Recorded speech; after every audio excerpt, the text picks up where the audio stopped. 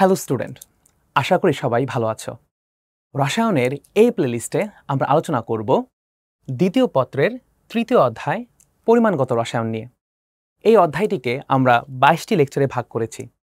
প্রতিটি লেকচারে রয়েছে বেসিক টু অ্যাডভান্স কনসেপ্ট এবং প্রতিটি লেকচারেই আমরা সলভ করেছি বোর্ড স্ট্যান্ডার্ড সিকিউ এবং এমসিকিউ। এই লেকচারগুলো করার মাধ্যমে শুধু তোমার একাডেমিক প্রিপারেশনই নয়, তোমার অ্যাডমিশন প্রস্তুতিতেও তোমাকে সাহায্য করবে। আচ্ছা, এই অধ্যায়ের গুরুত্বটা আসলে কতখানি তোমরা জেনে থাকবে। রসায়নের প্রথম পত্রের চতুর্থ অধ্যায় রাসায়নিক পরিবর্তন, সেখানেও কিন্তু রয়েছে অম্লত্ব, ক্ষারকত্ব, অ্যাসিড ক্ষার টাইট্রেশন, নির্দেশক, পিএইচ কার্ভ।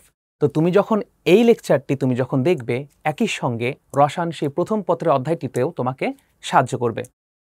আবার দেখো, এখানে আমরা আয়ন ইলেকট্রন পদ্ধতিতে সমতাকরণ করেছি।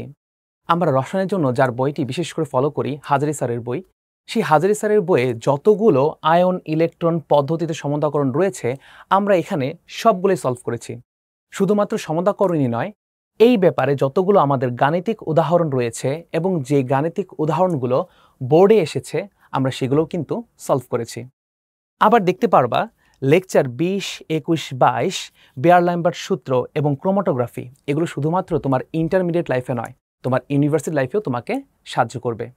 আবার কিছু ছোট ছোট এমসিকিউ সলভ করার জন্য আমাদের যে প্রয়োজন, মোল সংখ্যা, তারপর মোলার আয়তন, স্টোকিওমেট্রি, আমরা কিন্তু এগুলো কিন্তু এই চ্যাপ্টারে দেখিয়েছি।